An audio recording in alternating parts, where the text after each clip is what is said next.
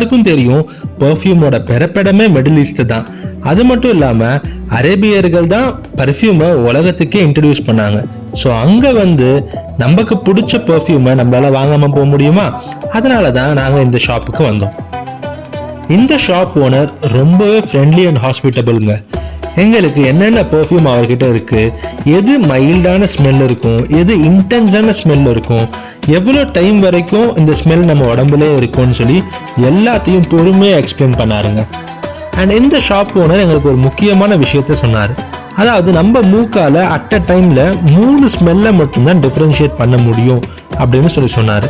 So நம்ம 3 பெர்ஃப்யூமுக்கு மேலே smell பண்ணால் நம்ம எந்த பெர்ஃப்யூம் ஸ்மெல் பண்ணாலும் அது நமக்கு ஒரே ஸ்மெல்லாக தான் தெரியும் அப்படின்னு எங்களுக்கு சொன்னார்.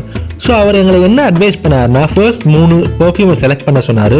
அந்த 3த்தை ட்ரை பண்ணி பார்க்க சொன்னார். அதுக்கப்புறமா எங்களுக்கு என்ன பெர்ஃப்யூம் வேணுமோ அதை வந்து நம்ம வாங்கிட்டு போகலாம் அப்படின்னு சொல்லி சொன்னார். நாங்கள் சில்வர்னு ஒரு பெர்ஃப்யூம் செலக்ட் பண்ணோம். நம்ம எந்த பெர்ஃப்யூம் செலக்ட் பண்ணுறோமோ அதை வேற பாட்டிலில் ட்ரான்ஸ்ஃபர் பண்ணி நமக்கு இவர் கொடுப்பார்.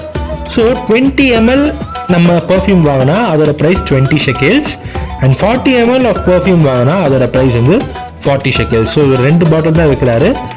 20 shekels சொல்லி பார்த்தீங்கன்னா வந்து கிட்டத்தட்ட வந்து உங்களுக்கு ஒரு 560 600 rupees வருங்க இந்தியன் மதிப்புக்கு.